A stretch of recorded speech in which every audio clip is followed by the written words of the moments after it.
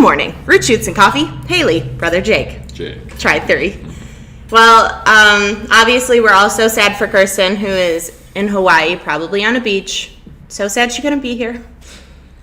Bummer, right? Love and light. Hey, Robin. How are you guys doing today? Is everyone having a good day? What are you guys planting? What's been going on? This is actually perfect because, as you guys know, I was in Florida. Flashbacks of your first stream. Thanks, Chris. Glad you've been here from the beginning. Neckbone says, hi, Jake. Hello, Neckbone. So, yeah, this is perfect, actually, because I've been gone for a week. As you guys know, I left after our live stream last week, and Jake got a lot of work done at the farm, so I'd like an update. Well, we planted, because what we're talking about today is the moon cycles, and actually a perfect getting into it, but since it's the waning phase of the moon right now, I planted a bunch of root vegetables over there. So I started rows of radish, beets, all sorts of radishes, a lot of those. I planted some more potatoes. Did so you? Those, good. Yeah, those will be good. And then just an update on the farm, got more loads of compost. Put the fence up around plot number 3. Yeah. Protect it from all those rabbits and woodchucks that got us last year. So we still have one huge field to fence in still and finish with laying cardboard, but we're one step closer. One step closer. Mm-hmm. I mean, hopefully we can knock that out this weekend. Our goal is to knock that out this weekend. Cold hardy veggies going in great. Why root veggies? Jeff knows nothing about lunar planting. So do you want to kind of start with like the gist of it overall? Yeah, so the overall is, well, it's a really complex system if you really go into it to like incorporate the zodiac and... Yeah, let's stick with just moon today. Yeah, if you just stick with the moon. Because I can't handle the zodiac side. There's 2 phases, so there's a light phase and a dark phase, a waxing moon and a waning moon. Right. And then the dark sky, when you have a completely dark sky, that's the start of a new moon. Right, okay. Each of those phases go 14 days. You know that, right? Yeah. Okay, mm-hmm. So yeah, there's a 28-day cycle of the moon. And it is scientifically proven, but I have yet to really dive into the research and the science, but it's more like tales old as time, you know. Farmers have been using this for... I've heard that a lot too, and all the research I did is it's really hard to find the scientific backing to all of this, but if you reach back generations, it's something that's been used. Yeah, and like everything I've looked up online, I haven't seen someone that's been like, yeah, I planted by the moon and followed all the steps and my garden was worse. Right. You know? So. Right. So I mean, it's got to have something to it. Now, the thing that I learned about planting by the moon, you know what? Someone had asked if it's Jay or Jake. It's Jake. Jake, yeah. Yes. Yeah, so the big thing, when you think of the moon, how the moon has a gravitational effect on the tides. Yeah. It's the same concept with our water table. Mm-hmm. And so it's during the full moon. That's when the water table will be risen to the most, like being drawn towards the full moon. Right. So it's heading up to the surface soil, therefore it's engorging the seeds and giving them the extra care they need to germinate and to be strong. Mm-hmm. So sowing seeds at that time is That's where the waxing moon leading up to the full moon. Okay. So after the new moon is a great time to plant vegetables that will grow out of the ground, like your corn, your tomatoes. Well, obviously after the frost is gone. Right, But yeah. But like any plant that grows above ground will be drawn gravity. I don't know if it's gravity or it's effect on our electromagnetic field, because the moon has electromagnetic field, right, and we do too. Right. So when it's directly above us, it must pull differently. Yeah, because that electromagnetic field runs through our Earth, right, with the crust and all that. So water, I don't know, maybe it draws it up to the surface. Right. I mean, But it's the same that's- thing for like high and low tide. Yeah. How it pulls it in. Anyone else? This was definitely, yeah, throw in, if you guys know things about this, send it to us. We're pretty new to this. Jake got really interested in it last season near harvesting. So harvesting by the moon. Yeah, and basically what I've heard from people that practice spagyrics, which is, Oh, I've never heard that word. it's like a alchemical process of turning food and vegetables like herbs and essential oils into medicine. Oh. So to get the most benefit and the most essential oils out of your plants, you'd want to harvest them on a full moon when the effects are, it's like the essential oils in the plant will be the most concentrated. That makes a lot of sense. Another thing I learned about is during the full moon and leading up to it is when like sap is running heavier. Yeah. So that's so sap in your trees and then Well, the sap in your trees is 98% water, so. Right, Yeah. right. So it's obviously affected by it then. So it's the same concept in just your plants.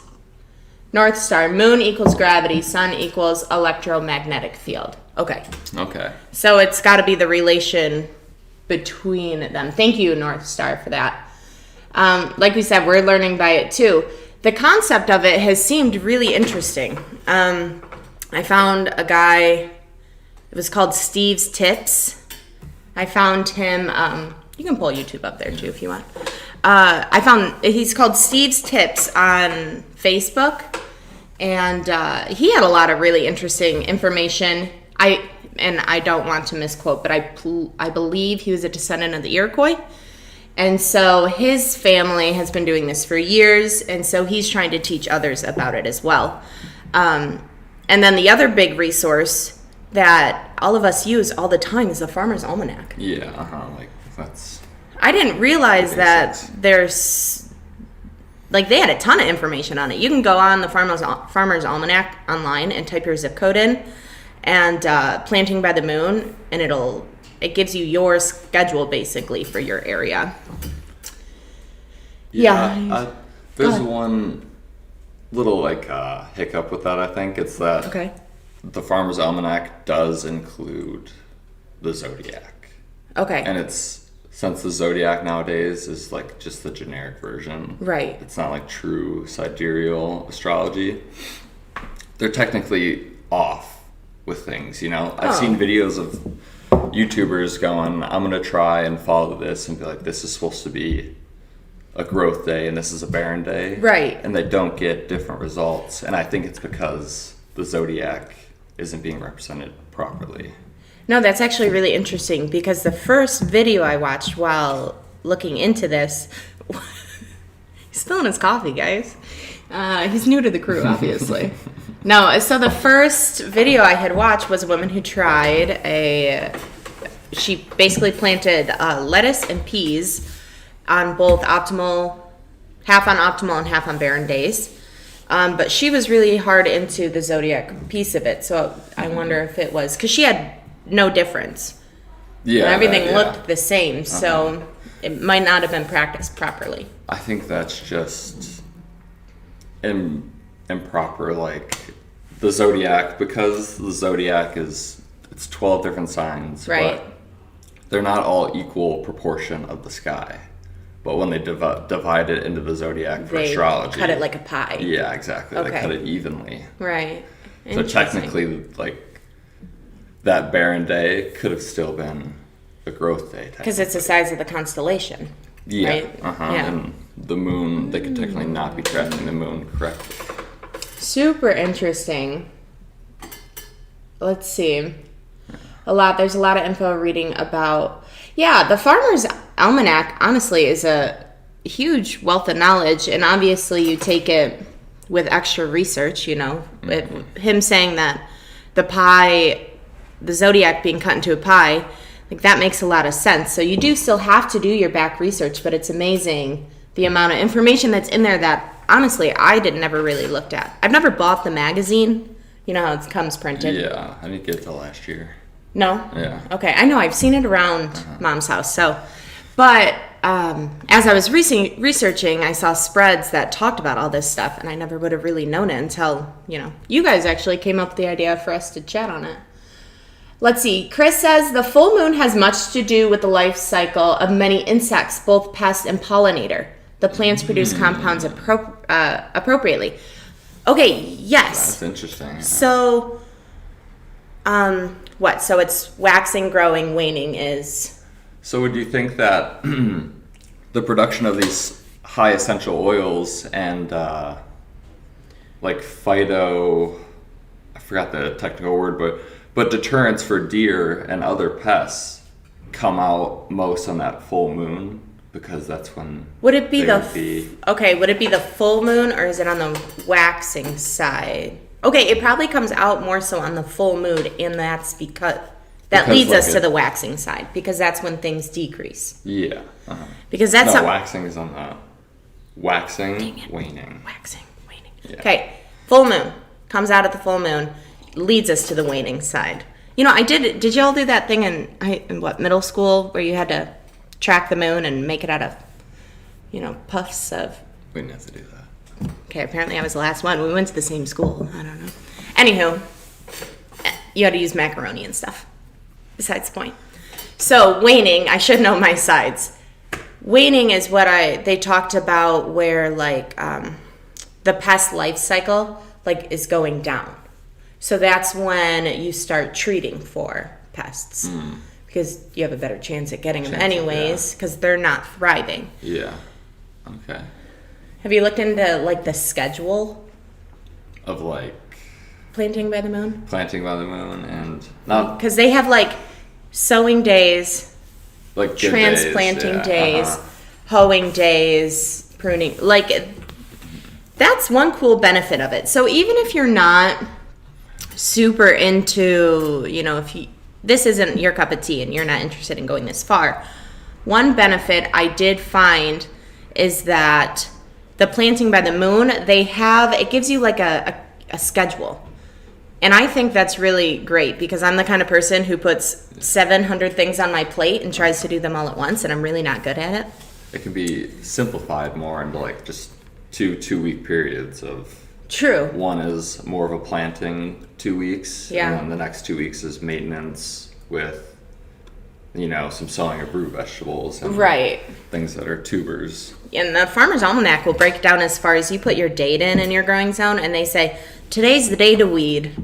Yeah. So I know I don't have to plant things today. I can just go out and weed, know? Yeah, but I also think that's where they're using the zodiac. Oh, okay. And that could be... because there's so many different combinations, if it's not lining up correctly, you never know. Interesting. Very interesting. Wax on, wane off. Yes, that's perfect. Deborah's used the Almanac since the 60s. You're on the right path, Deborah. Yeah. Oh, Felicia Schmidt. I know that name. Grandma Doris planted her garden based on the Farmer's Almanac each year. Mm-hmm. Felicia's our mama. And great Graham. She planted hers by the Farmer's Almanac each year. The moon does affect people's mood. Cancer sign. My mom and little girl. Yeah, there's people... They got grumpy and full... Yeah. People... You can believe it or not, but some people live their life off the moon. So right. Yeah. All this, the Farmer's Almanac even includes, days to stop smoking, days to make change, Yeah, yeah. That. So you can apply that to your farm as much as possible. You need to make some changes. Yeah, nurses and teacher when they cringe at a full moon. Mm-hmm. And this also goes into livestock too, apparently. Taking your calves off, moms. I heard that too. It's supposedly the head and the heart, Aries, and something else. I don't know enough. I forgot what the heart one is, but... Who's the heart? Keep going. There's... Chris got. Similarly, grazing animals are active during full moon phases, so some green plants may be more bitter during that time. Yeah. Interesting. More of those. Okay, I feel like we're going to dive right into a rabbit hole here soon. That makes a lot of sense, yeah. Yeah, you'll get to know Chris. Chris has been with us since day one. Yeah, Wealth of knowledge. Yeah, that is. We do. We love Chris. You should be an informant for the show. Yeah, yeah, be an informant. What about it? Are any of you practicing this right now? I'd like to know that. And have you had success? Yeah. Do you relate it to just the moon cycles, or are you trying to incorporate the zodiacs too? I'd be really interested to know. Harvest or full moon? Thank you much for these reminders. Jake, keep up with the learning about this. There is so much accuracy in the Farmer's Almanac. Nice. Thank you, Renee. Yes, personalities, the full moon. You know, Jake and I are really big into working with nature. You know, like everything is entwined. You know, you have to give back to nature and nature will give back to you, which is how you kind of came up with your name too for his farm. Mm-hmm. He is Soil to Soul, the number 2. North Star, you can probably tag that in there for us. I'd really appreciate that. So you can follow the other half of our farm in that end. And but just coming up with that name in general, you want to give a little back into that? Yeah, it's kind of just the way, like regenerative agriculture, you can't just say it. You got to it's got to be like the foundation of what you do. Right. You know, like the first thing I've started on my property has been strictly compost piles, just building. Chickens. Just trying to get as much organic material there to feed the soil because it's so right now. You know, I don't really have the best soil at my property. Well, it hasn't been used in quite some time. It sat barren. And it's just tilled to, you know, the max as far as it can be tilled. So, and remember, tilling, you know, there's pros and cons to everything, but a big con to tilling is that it breaks down the soil structure. So the integrity of your soil is diminished when you do heavy tilling. So it eliminates the aeration, it eliminates drainage. It really compacts, and it makes it a lot harder to grow things in. Yeah, I pretty much just have compacted clay over there, so it's kind of at the end of that. Yeah, so it's just, I don't know, I think it's just about observing nature and realizing that there's a cycle in nature and that you need to have the full life cycle on your farm. You need to incorporate as much as you can see in nature around you to your farm. Like over at Grandma and Grandpa's where we have our farm, there's wild strawberries everywhere. So, everywhere. There's like a patch where it's all just those white blossoms. Yeah. It's so cool. So we planted a bunch of strawberries there. You know? Yeah. They're doing just fine. Right. You got to work with what it's giving you in the first place. Yeah. Can't fight it. Brother Jake. Jake, what is your surname? He doesn't yet have a YouTube. I'm trying to push him. Starting to introduce him on my mind, but it's very slight as I'm just getting started myself. But like I said, you can find him on Instagram at Soil, SOIL, the number 2, SOUL, Soil to Soul. So you can definitely find him over there. Trying to be more active, but comes and goes. Interesting. Drop some seeds, easy, starting things like that. Yeah, and apparently this gardening by the moon is just easier. Like, I think you don't have to worry about watering and doing all this. You know, okay, yes. Or you don't not have to worry about it, but it's an assist. Yeah, so we don't have our irrigation system set up quite yet at the farm. And so as I was learning about this, don't laugh, it's coming. Okay, there's a lot of infrastructure to put in place. But I know what I need to order and I'm ordering it. Anywho, so I was thinking about this because we're watering by a hose and we farm an acre, just under an acre probably, something close to it. And yes, it's wasteful. We are fixing it. But regardless, we could use this cycle and be sowing instead of just willy-nilly trying to get our seeds in the ground. Pay attention to when the water table is high. Oh, yes. So that way it's helping us. Yeah, it's definitely something we got to start to do from here on out. Like I'm in. We're gonna have to follow the cycle because it seems to it's one of the... Oh, North Star, I'm sorry, that's on Instagram. Soil to Soul. Farms. But it doesn't say farms on your Instagram. Oh, okay. No, it doesn't. Just Soil to Soul. Yes, Robin, thank you. Yeah, so, because that would help us sit down. Okay, so if it's just like the tide and it's pulling up the water table, what do you think about raised beds? I mean, water...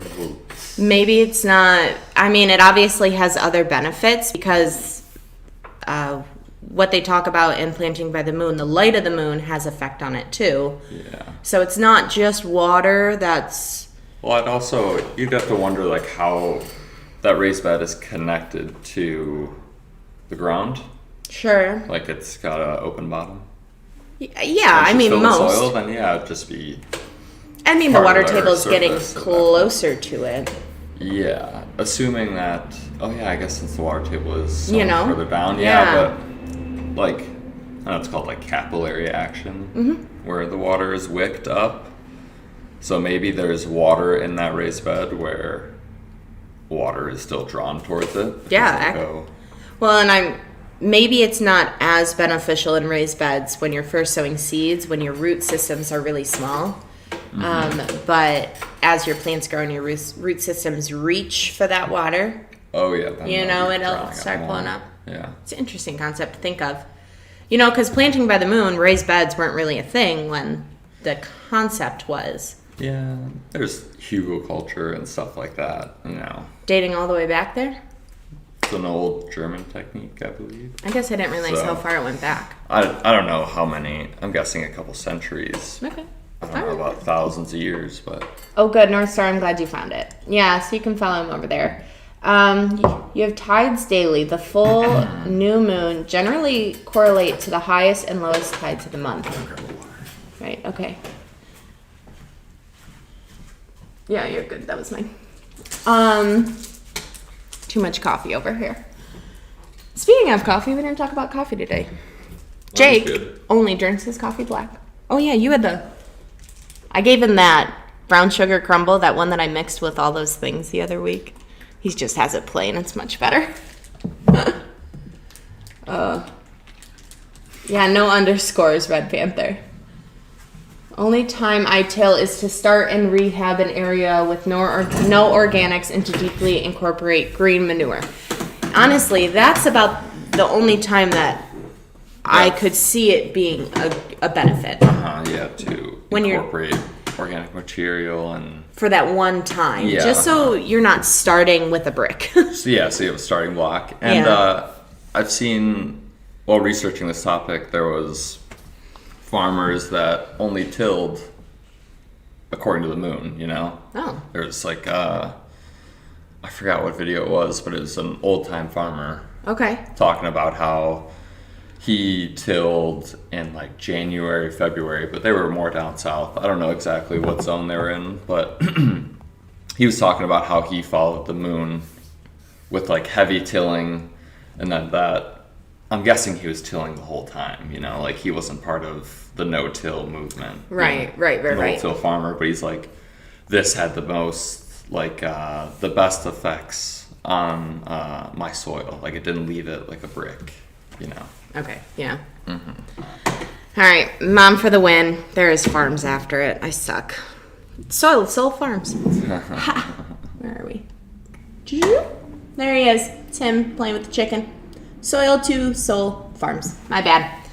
Anywho, so let's see. You think you know someone? You think? I know. Soil. Thank you, Ashley. You win. Yeah, you guys are the best. In Central Florida, my climbing roses are not having roses. It's been a year and I've tried. When I bought it, 2 roses. It's a mess. Moon River, have you fed your roses? Roses are heavy feeders. And feeding them... Well, if they're are they like an entangled mess? Then some pruning would probably help. Yeah, you did say climbing roses. Yeah, pruning actually, I'd look at it. If it looks like it's ill in any way, probably prune it back some before you feed it. That way it's, it's starting with fresh foliage. But feeding it, it's like every 8 weeks or something, roses need food to be able to produce those blooms all season long. Yeah. Tilling during the right lunar cycle likely does a good job of disrupting pest life cycles too. That's it's just so cool. An intricate system. Yeah. Yeah. We've become so removed from... Oh, yeah, like pretty much everyone's great-great-great-grandpa or grandma had a garden. Yeah. Had a farm. Yeah. Something of the sort was so much more entangled in nature, just having to deal with the cycles. Like, you don't want to be outside on a rainy day, You figure things out. And that's why I'm so big at pushing journaling for your garden. Oh, just having anything. It doesn't need to be fancy, guys. Just grab a notebook, go to the dollar store and get a notebook or something and just write down all your observations. You should be writing down when you see damage to plants. You should be writing down when your plants are thriving. If your plants are thriving, look around. Like, what is really helping that so you can use that later. Yeah, exactly. You're not looking just at the plant for damage. You're looking all around it and with what plants it's planted next to. Yeah, it's just detailed notes, and you'll start to see the cycles. You'll start to see what's repeating and exactly. Your own system, and figuring out, say, every year within the first 2 weeks of putting your squash on the ground, you are overrun by squash bugs. Well, maybe if you chose to plant your squash a week or two later, you passed it, and now you have a harvest to take from instead of a really scrappy harvest off a really weak plant, Yeah. So it's sacrifice. Yeah, also doing like your own little experiments, if you have the room, especially. Most people don't, but say you plant a row of squash 1 week and then you try the next week. Right. You try the moon cycle, you try the waxing part, you try the waning part, and then you get your own results, Yeah, exactly. I've told them before about I'm excited for the front garden at Grandpa's. Mm-hmm. So he had an original, we call it the original fenced-in garden. It was his garden. It's 50 by 50. Yeah. It's a good size plot. And we basically took over Grandpa's whole place last year. Mm-hmm. So the front garden and the back. And this year Grandpa's like, I want half of it back. Just his front garden. And he tills. And that's just him. Yeah, old dog, new tricks.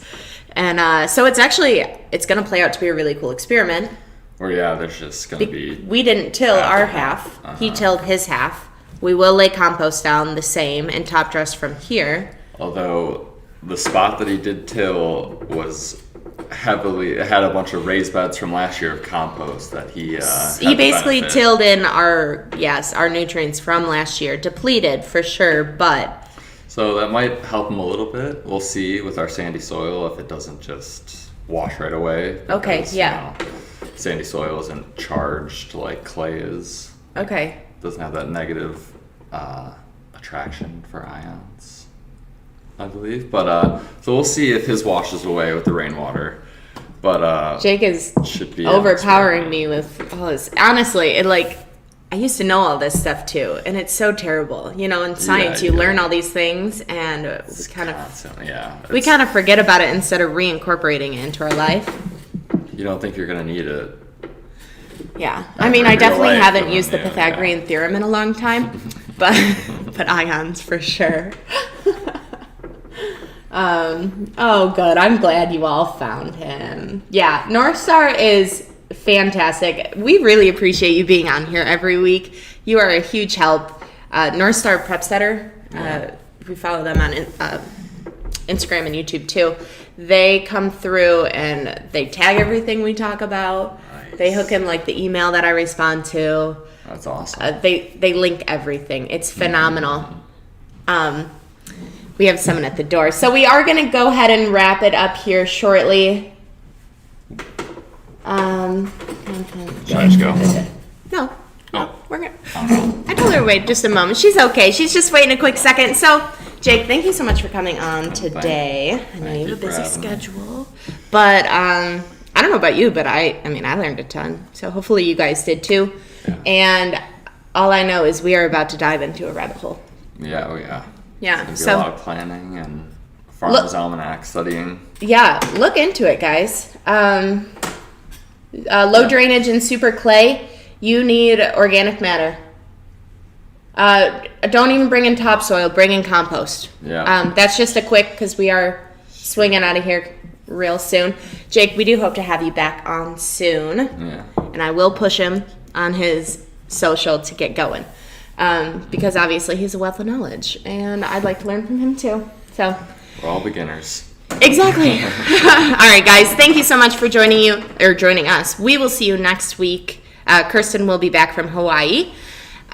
So either message us on Instagram, to our garden help email, anywhere. Let us know what you guys want to talk about. I think this topic was great. We will bring it back again in maybe a few weeks after we do some research. And if they send in things, you should definitely let me know. Yeah. If any of you guys have any success with this and run your own little experiments, Yeah. definitely want to know. Yeah, absolutely. Well,